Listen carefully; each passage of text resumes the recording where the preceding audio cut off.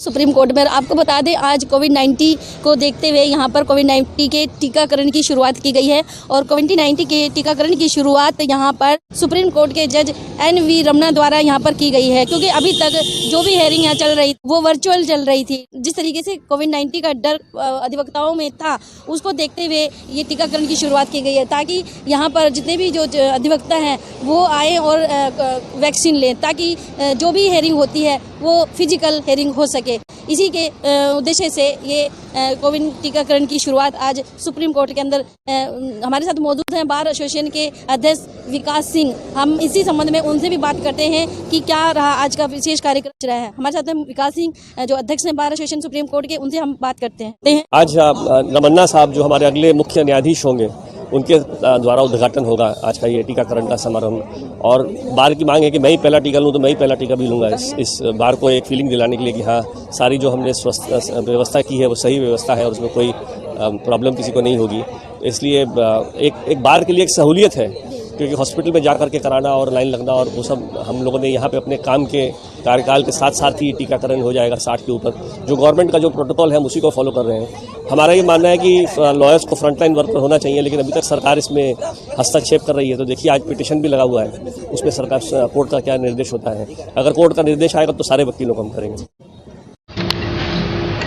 Supreme court में कोविड-19 टीकाकरण की हुई शुरुआत। सुप्रीम कोर्ट जज वी.एस. रमना ने रिबन काट कर किया उद्घाटन। सुप्रीम कोर्ट बार एसोसिएशन के अध्यक्ष विकास सिंह ने लगवाई कोरोना वैक्सीन। आपको बता दें कि सुप्रीम कोर्ट बार एसोसिएशन के प्रयास से कोविड-19 टीकाकरण की शुरुआत कोर्ट परिसर में बने हेल्थ सेंटर में की गई।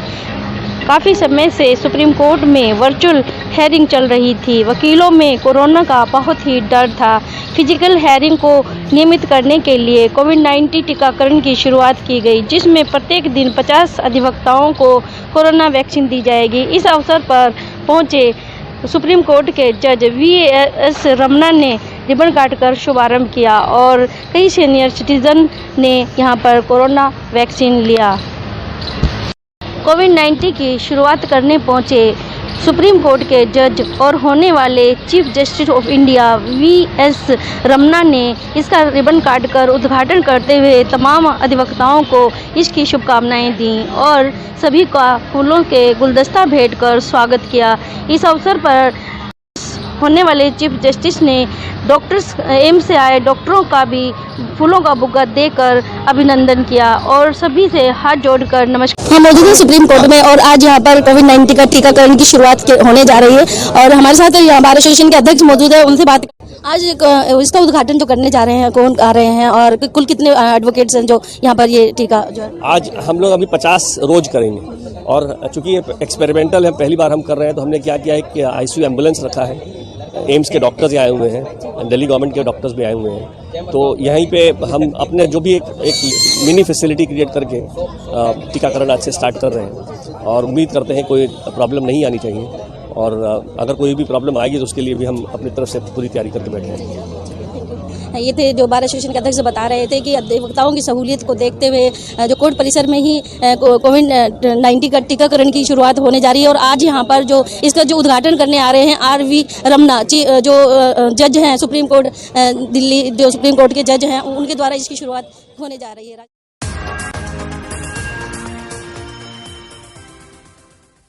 अरविंद केजरीवाल जी से पूछना चाहता हूं कि आप उस अधिकार की मांग क्यों कर रहे हैं जो अधिकार आपके पास पहले से ही नहीं था। जब यूनियन टेरिटरी दिल्ली है और उसमें जो अधिकार आपको दिए गए हैं, आप उन अधिकारों के आधार पर दिल्ली की जनता की सेवा करिए। आप एक एडीएम का, मतलब उदाहरण के लिए बताऊं, अगर आप एडीएम का पर्चा भर रहे हैं, आपने उसके एग्जाम दिए हैं और आप चाहते कि मैं डीएम बन जाऊं, ऐसा कैसे होगा? ऐसा कहीं होता है कानून में? आप एक यूनियन टेरिटरी के मुख्यमंत्री हैं और आप चाहते हैं कि मैं स्टेट का सीएम बन जाऊं जो फुल पावर रखता है, तो ऐसा नहीं होता है। ये पहले से ही संविधान में व्याख्यित है कि ये दिल्ली एक यूनियन टेरिटरी है और यूनियन टेरिटरी में दिल्ली सरकार की क्या पावर्स हैं, वो पावर्स आप इस्तेमाल करिए और दिल्ली की जनता की सेवा करिए। आज जो बीजेपी पार्टी है वो पीछे के दरवाजे से दिल्ली पे रूल करना चाहती है, अभी पीसी करी उन्होंने। देखिए, भारतीय जनता पार्टी कभी भी जनता के हित में फैसले लेती है और कभी भी इस तरह से हम सरकारों को दबाते नहीं हैं। और जहां तक सरकारों को दबाने की बात है तो कांग्रेस के समय होता था जब चुनी हुई सरकारें भंग कर दी जाती थी, राष्ट्रपति शासन लगा दिया जाता था। मोदी जी ने लोकतंत्र की रक्षा के लिए और चुनी हुई सरकारों की रक्षा के लिए सबसे ज्यादा काम किया है। और ये जो अमेंडमेंट है, ये अमेंडमेंट कॉन्स्टिट्यूशनल एम्बिग्यूटीज को भी साफ कर रहा है और साथ ही साथ दिल्ली गवर्नमेंट और एलजी के बीच जो अधिकार है उनको भी क्लैरिटी ला रहा है। तो अगर किसी भी कानून से, किसी भी अमेंडमेंट से दो अधिकारों के बीच में अमेंडमेंट में क्लैरिटी आती है तो उससे स्मूथनिंग होगी, गवर्नेंस अच्छी होगी, काम अच्छी तरह चलेगा और विकास अच्छी तरह होगा। आम आदमी पार्टी आरोप लगा रही है कि सुपर बॉस आप लोगों ने उपराज्यपाल को बना दिया, ऐसे में सरकार के रहने का कोई महत्व नहीं बनता है। ये तो खैर उनको चुनाव लड़ने से पहले भी पता था कि दिल्ली में यूनियन टेरिटरी है और दिल्ली में यूनियन टेरिटरी में दिल्ली के मुख्यमंत्री का क्या अधिकार है। अगर उनको ज्यादा इच्छा है एक बहुत सुपर बॉस मुख्यमंत्री बनने का तो पंजाब से चुनाव लड़ जाए, वो मुख्यमंत्री वहां बन ले। वो अगर हरियाणा चले जाए तो ऐसा कर सकते हैं वो।